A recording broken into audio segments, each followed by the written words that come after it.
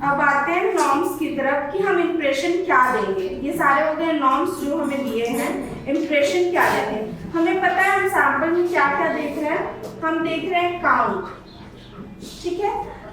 या तो काउंट कम होगा या तो ठीक होगा, ठीक है, दो ही चीज हो सकती है। अगर काउंट ठीक है, अगर काउंट कम है तो क्या करेंगे, काउंट कम है तो हम उस सैंपल को ओलिगो बोलेंगे। ओलिगोजोस्पर्मिया मतलब कि सैंपल में जो 15 मिलियन काउंट होना चाहिए उतना नहीं है। अगर 15 मिलियन से कम है तो सैंपल को हम ओलिगोजोस्पर्मिया बोलेंगे, और अगर 5 मिलियन से भी कम है तो इसको बोलेंगे सीवियर ओलिगो। होना 50 चाहिए, अगर 14 है तो भी ओलिगो, अगर 5 से कम है तो सीवियर ओलिगो, ठीक है। अब काउंट का बात आ गया, काउंट अगर कम है तो ओलिगो दे दें, ठीक है। सेकेंड होती है मोटिलिटी। अगर मोटिलिटी कम है, कोई सी भी मोटिलिटी, टोटल मोटिलिटी या प्रोग्रेसिव मोटिलिटी, दोनों हम अलग अलग निकालते हैं। अगर 32 से कम है या फिर 40 से कम है, या फिर 40 है लेकिन 32 से कम है, दोनों में से कोई भी एक कम है तो भी हम उसको बोलेंगे एस्थेनो। जब दोनों ठीक रहेगा तो ही एस्थेनो नहीं होगा। अगर एक भी मोटिलिटी कम है दैट मींस सैंपल एस्थेनो है जी।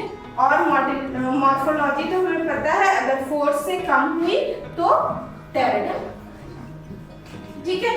अगर काउंट कम है तो वो ओलिगो, अगर मोटिलिटी कम है तो एस्थेनो, अगर मॉर्फोलॉजी खराब है तो टेरेटो।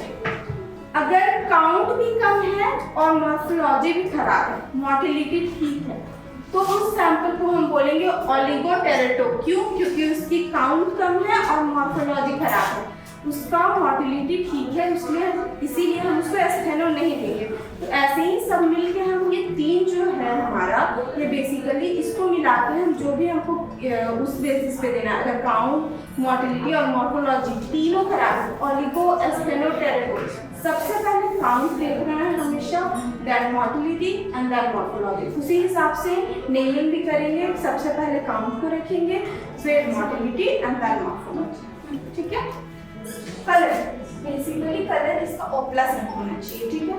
उससे हमको मतलब कि ओपेक हम लोग पढ़ते थे ना कि आर पार नहीं दिखता है, उस टाइप का कलर होगा O+, ठीक है। ट्रांसपेरेंट मतलब कि दिख रहा है सैंपल है लेकिन ट्रांसपेरेंट तो समझ रहे। मिल्की वाइट, जैसे मिल्क देखते हैं ना उस टाइप का कभी सैंपल हमें दिखता है, ठीक है। और रेडिश मतलब कि उसमें सैंपल में जो है ब्लड आया है इसलिए रेडिश कलर है, ठीक है। सैंपल में स्पर्म नहीं है दैट मींस एजोस्पर्मिया, ठीक है। सैंपल में स्पर्म नहीं है मतलब उसको बोलेंगे एजो।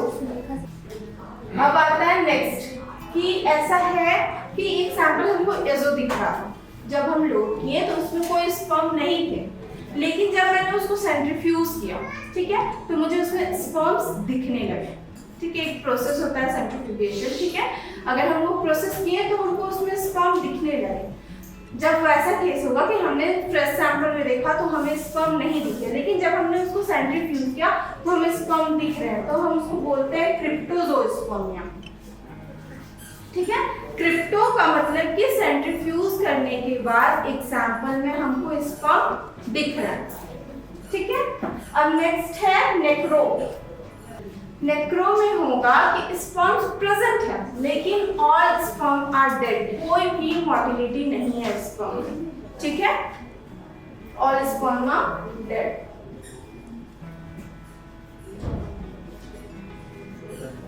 ये मतलब बेसिकली इधर अगर आएंगे ओलिगो, एस्थेनो, टेरेटो, ठीक है, ये तीन चीज, और एजोस्पर्मिया, क्रिप्टोजोस्पर्मिया और नेक्रोस्पर्मिया, ठीक है। इतना हमको मिलता है। एक एडिशनल है ग्लोबोजोस्पर्मिया, जो मैंने नेक्स्ट वीक पहले भी बताया था। ग्लोबोजोस्पर्मिया में क्या होंगे, जो स्पर्म का हेड होता है वो इस टाइप का होता है, ठीक है।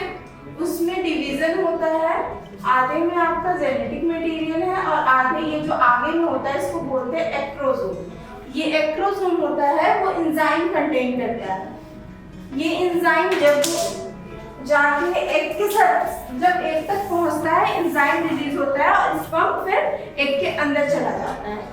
लेकिन ग्लोकोजोस्पर्मिया में क्या होता है, बस जेनेटिक मटेरियल है। एक्रोसोम टोटली एब्सेंट है, मतलब एक्रोसोम यहाँ है ही नहीं। जो एंजाइम मेरे को चाहिए कि जाके फर्टिलाइजेशन में हेल्प करे, वो एंजाइम एब्सेंट है।